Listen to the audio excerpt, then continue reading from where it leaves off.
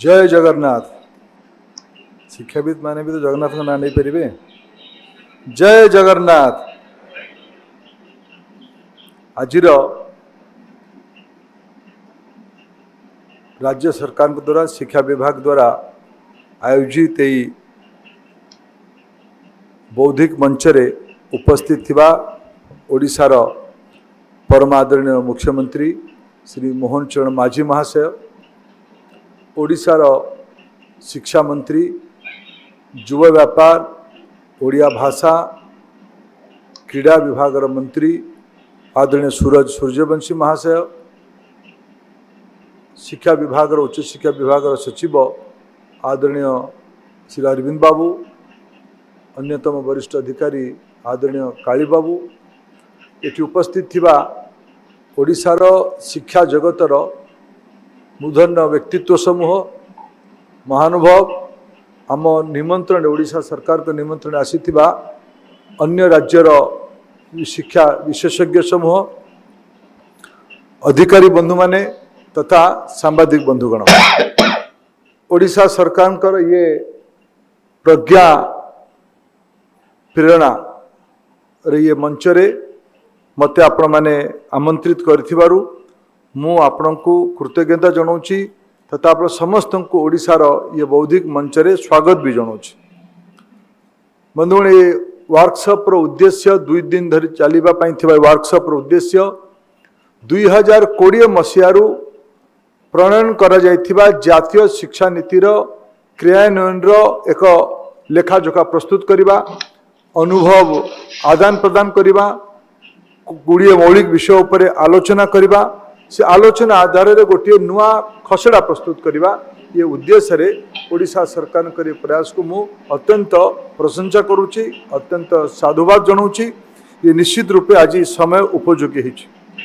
मतलब ये ओडिशार प्रमुख शिक्षाविद माने विशेष करके प्रमुख कॉलेज रो प्रिंसिपाल्स, सबू विश्वविद्यालय रो वाइस चांसलर समूह एकत्रित होती कथा को आमको मन पकेबार आवश्यक।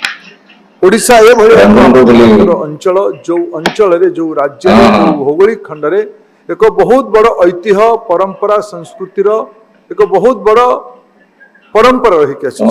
ओडिशा एक सभ्यता, ओडिशार निर्दिष्ट प्रकार ऐतिहासिक पृष्ठभूमि अच्छी। यदि वेदकालीन इतिहास को आम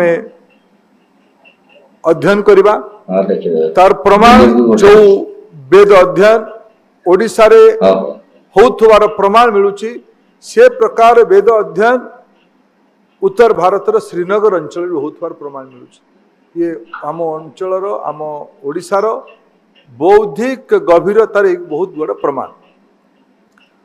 जदि आउ टिके ताकू आसीबा कलिंग युद्धर कारण कौन थिला? कलिंग युद्ध रे समय ओडिशा अत्यंत समृद्ध सभ्य सुसंस्कृत राज्य थिबा कारणु तो ओडिशार उपरे आक्रमण होता, ओडिशा संगे संघर्ष होता। से सभ्यता से संपन्नतार मूल शर्त तत्कालीन शिक्षा व्यवस्था ही थिबो। अर्थनैतिक संपन्नता को आउ टिके समीक्षा करिबा परवर्ती अवस्था रे आज दिन साउथ ईस्ट एशिया श्रीलंका ठू आरंभ कर साउथ ईस्ट एशिया पर्यंत जो भारतीय संस्कृतिर छाप देखा मिलूची, तार आदि केन्द्र आम ओडिशा ही थिला।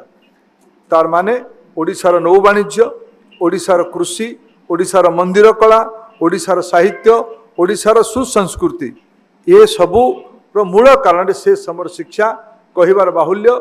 ओडिशा आरंभरू ही एक शिक्षा अनुजाई, शिक्षा अनुरागी, शिक्षा द्वारा चालित होतुवा गोटे अंचल थिला। 1500 शताब्दी ने से समय विद्वान जहाँ को वर्ष आम 600 वर्ष तंकर जयंती को आम पालन कर आदि कवि सारला दास 1500 शताब्दी रे संस्कृत भाषा रे दक्ष है शूद्र मुनि सारला दास आम कहते। गतकाली भीम भोईंकर जयंती भी गला, बुद्ध पूर्णिमा संगे सारला दास से समय महाकाव्य लिखिथिले सारला महाभारत ना रे, चंडी पुराण ना रे, बिलंका रामायण ना रे। तार माने आमे 600 वर्ष पूर्व शिक्षार ज्ञानर ये बहुत बड़ स्टेटमेंट आम सामने अच्छे। आमे पठाणी सामंत को मने पकेबा, उपेंद्र भंज को मने पकेबा, फकीर मोहन सेनापति को मने पकेबा, गंगाधर मेहर को मने पकेबा। अनेक नाम को लिया जाई पारे। ये आम ओडिया जाति सभ्यता समाज रो बौद्धिक प्रमाण गोटे गोटे बड़ बड़ प्रमाण गोटे बड़ बड़ चैप्टर। जदि आम बुद्धिज्म को समीक्षा करवा, बुद्धिज्म जो तीनोटी उपासना पद्धति अच्छी, हीनजान महाजान वज्रायन। आज बौद्धिक स्कॉलर्स माने बुद्धि स्कॉलर्स माने ये प्रमाण करने जाउछंती जे ओडिशा रु जन्म नेथिबा गुरु पद्मसंभव जी वज्रायन प्रणेता थिले। जो वज्रायन आज हिमालयन रेंज रे तिब्बत रु आरंभ करके अरुणाचल देकी दलाई लामा रहुतबा अंचल पर्यंत जो बुद्धिज्म पहाड़ अंचल अच्छे तार मूल उत्पत्ति आम राज्य ओडिशा रु होइतिला।